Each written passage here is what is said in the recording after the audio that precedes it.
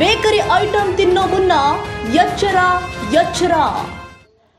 ಸಾರ್ವಜನಿಕರ ಜೀವದ ಜೊತೆ ಚೆಲ್ಲಾಟವಾಡುತ್ತಿರುವ ಬೇಕರಿಗಳ ಮುಂಭಾಗದಲ್ಲಿ ನೋಡಲು ಬಲು ಸುಂದರ ದಿನಸಿ ತಯಾರಿಸುವ ಕೊಠಡಿಗೆ ತೆರಳಿ ನೋಡಿದ್ರೆ ಜೀವನದಲ್ಲಿ ಇಂತಹ ಪದಾರ್ಥವನ್ನ ತಿನ್ನಲೇಬಾರದು ಎನ್ನುವ ರೀತಿಯಲ್ಲಿ ಬೇಕರಿಗಳಲ್ಲಿ ಪದಾರ್ಥವನ್ನ ತಯಾರಿಸುತ್ತಾರೆ.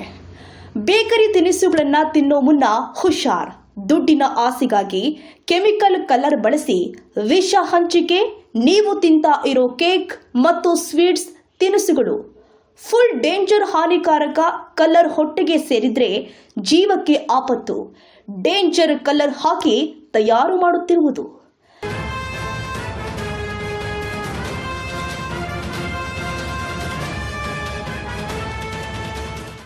ಬಾದಾಮಿಯ ಟಾಂಗ್ ಸ್ಟ್ಯಾಂಡ್ ಹತ್ತಿರ ಇರುವ ಬೆಂಗಳೂರು ಬೇಕರಿಯ ದಿಲ್ ಕುಶ್ನಲ್ಲಿ ಕಬ್ಬಿನ ಚೂರು ಬಂದಿರೋದ್ರಿಂದ ಆಹಾರ ಸುರಕ್ಷತಾ ಅಧಿಕಾರಿ ಪಾರುಕಿ ಹಾಗೂ ಆರೋಗ್ಯ ಅಧಿಕಾರಿ ಎಂಬಿ ಪಾಟೀಲ್ ಮತ್ತು ಪುರಸಭೆಯ ಹಿರಿಯ ಆರೋಗ್ಯ ನಿರೀಕ್ಷಕರು ಪ್ರವೀಣ್ ಕಂಬಳಿ ಅಧಿಕಾರಿಗಳ ಜಂಟಿಯಾಗಿ ಕಾರ್ಯಾಚರಣೆ ಮಾಡಿದ್ರು.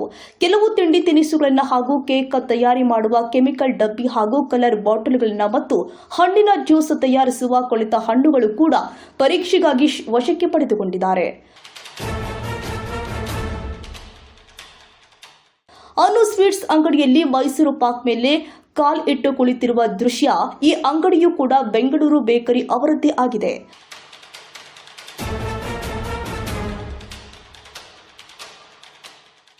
ರಾಮದೇವ್ ಸ್ವೀಟ್ ಮಾರ್ಟ್ ಹಾಗೂ ಇನ್ನುಳಿದ ಸ್ವೀಟ್ ಮಾರ್ಟ್ ಬೇಕರಿ ಮತ್ತು ಅಂಗಡಿಕಾರರು ಕೋಲ್ಡ್ ಡ್ರಿಂಕ್ಸ್ ಮೇಲೆ ಇರುವ ಬೆಲೆಗಿಂತ ಹೆಚ್ಚಿನ ಹಣ ತೆಗೆದುಕೊಳ್ಳುತ್ತಾರೆಂದು ಪ್ರವಾಸಿಗರಿಂದ ಸ್ಥಳೀಯ ಸಾರ್ವಜನಿಕರಿಂದ ದೂರು ಕೊಡಲಾಗಿದೆ.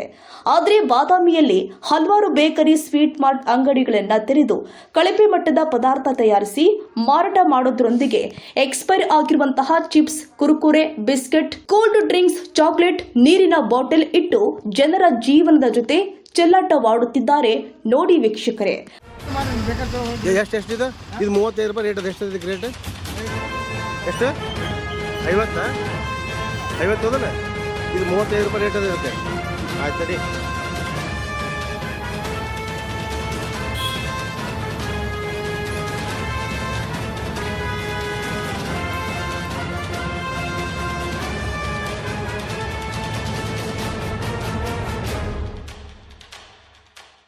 ಬೇಕರಿ ಮತ್ತು ಸ್ವೀಟ್ ಮಾರ್ಟ್ ಮಾಲೀಕರು ಹಣ ಮಾಡುವ ಭರದಲ್ಲಿ ಸ್ವಚ್ಛತೆ ಶುಚಿತ್ವ ಕಾಪಾಡದೆ ಅಲ್ಲಿ ದಿನಸಿಗಳು ತಯಾರಾದ್ರೆ ಸಾರ್ವಜನಿಕರ ಆರೋಗ್ಯದ ಪಾಡೇನು ಅಲ್ವೇ?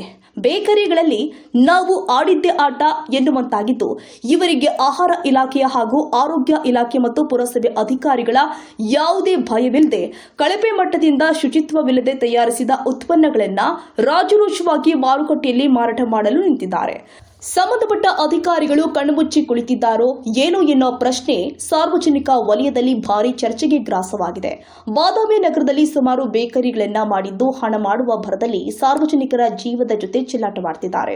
ಹಲವಾರು ಬೇಕರಿಗಳಿಗೆ ಉತ್ಪನ್ನಗಳನ್ನು ಮೇಂಟೈನ್ ಮಾಡುವ ಭರದಲ್ಲಿ ಶುಚಿತ್ವ ಕಾಪಾಡದೆ ನಿರ್ಲಕ್ಷ್ಯದಿಂದಾಗಿ ಆಹಾರ ಉತ್ಪನ್ನಗಳನ್ನು ತಯಾರಿಸುತ್ತಾ ಸಾಗಿದ್ದಾರೆ.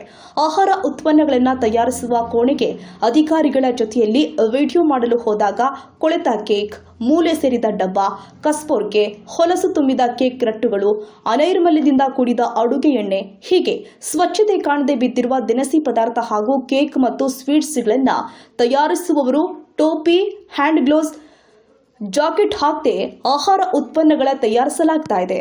ದಿನಸಿ ತಯಾರಿಸುವ ಕೊಠಡಿ ಒಳಗಡೆ ಆಹಾರ ಉತ್ಪನ್ನ ಒಂದು ಬಾರಿ ವೀಕ್ಷಣೆ ಮಾಡಿದ್ರೆ ಜೀವನ ಪರ್ಯಂತ ಬೇಕರಿ ದಿನಸಿ ತಿನ್ನುವುದರಲ್ಲಿ ಮುಟ್ಲೇಬಾರದು ಎನ್ನುವ ಮನೋಭಿಲಾಷೆ ಬೇಕರಿ ಪ್ರಿಯರಿಗೆ ಹುಟ್ಟತ್ತೆ.